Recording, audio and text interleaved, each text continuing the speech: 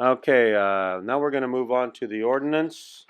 Recreational and medical marijuana cultivation in term urgency ordinance extension. Arnaldo Rodriguez. Good evening, Mayor, members of the council. Arnoldo Rodriguez, Development Services Director.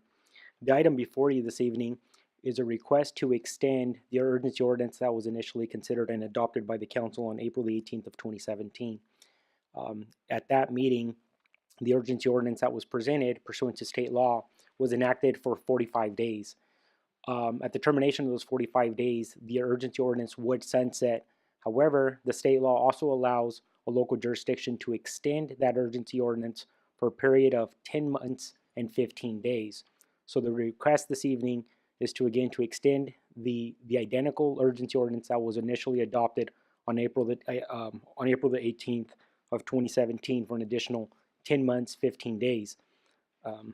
So just in terms of background, the regulations pertaining to marijuana, both the growth, the cultivation, and the use of marijuana, have been in a state of flux in the state of California largely since 1996.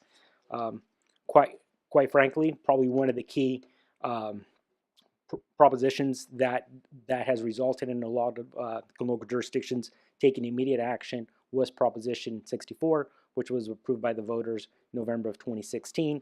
That proposition went into effect the following morning. Since then, a lot of local jurisdictions have been playing catch up. Very quickly, Proposition 64 established a comprehensive system regarding the cultivation of marijuana, the processing of marijuana, the manufacturing, distribution, testing, and sale.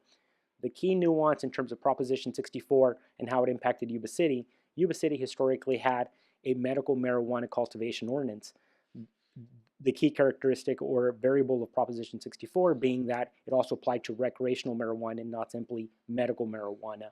So because of that, that has resulted in city staff preparing the ordinance update that's before you this evening. One of the key things about the urgency ordinance, which we described at the April 18th meeting, is that it does allow the city to ensure that no new outdoor grows are permitted.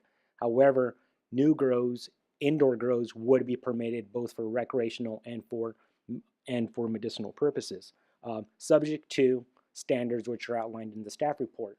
Some of those standards, just a summary. In terms of residency requirements, someone over the age of 18 does have to reside at the property. The marijuana itself, in terms of a cultivation grow, does have to be locked, and it cannot be accessible to persons under the age of 21. Outdoor cultivation is prohibited. So again, no outdoor cultivation would be permitted within the city.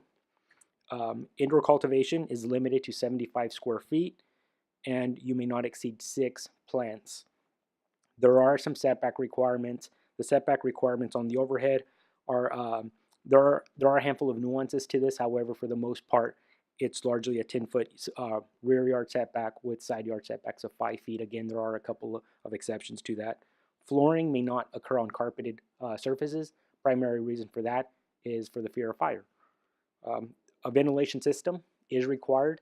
That same ventilation system is currently on the books, and that also applies for the regulations that were in place prior to this that were specific to medical marijuana cultivation.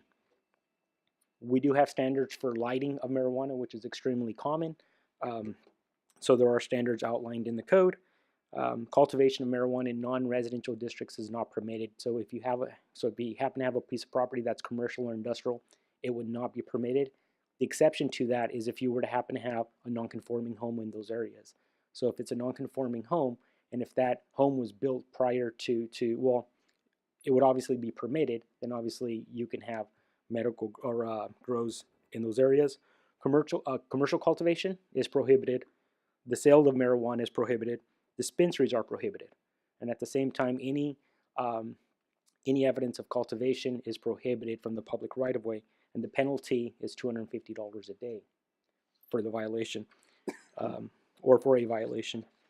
So the state of California stipulates that any urgency ordinance does require a 4/5 vote, and that same 4/5 vote is also required for any extension of an urgency ordinance. So currently, The 45-day period would sunset on June the 2nd, which it actually did show up on June the 2nd of 2017.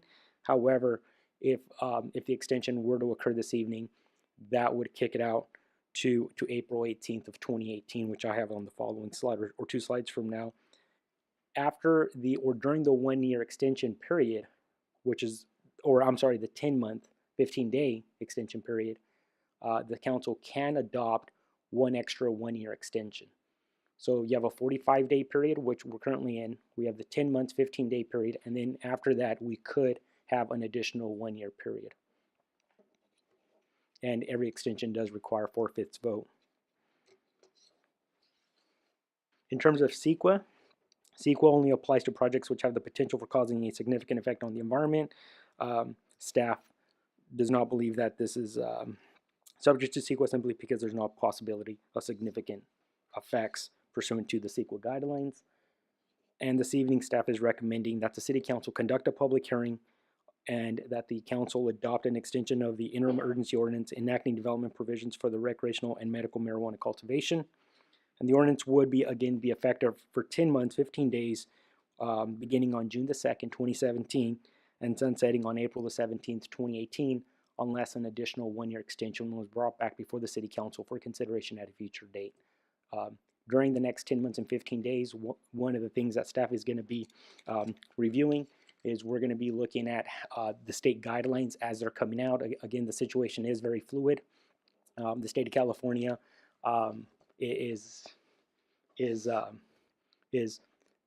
consistently updating its guidelines, and so as they update their guidelines, we have to ensure that those guidelines, or really seeing how those guidelines impact our community. As city staff sees necessary, we'll bring back any modifications for City Council consideration or for discussion. That concludes our presentation. Any comments from council members? Anything from the public would like to speak at this time? A little extra chance. Actually, my comment is I would have expected you to use the terminology it's a little hazy or smoky rather than fluid at this particular item, but I guess fluid is the one you got stuck on there, so that was good. Yes. Well, since it is a public hearing, I'll hit the gavel, do it official, and anybody wants to speak? Seeing none, bring it back. Comments or action? Do I have any action? Move to approve staff's recommendation to extend the interim urgency ordinance for the 10 months, 15 days. In the meantime, they can talk to Gavin Newsom about his wisdom in preparing some of the state's documents to help guide us in the near future, so we can make this a permanent ordinance. I will second that. Motion and a second. All in favor? Aye. Aye. Opposed? Unanimous vote. Thank you very much.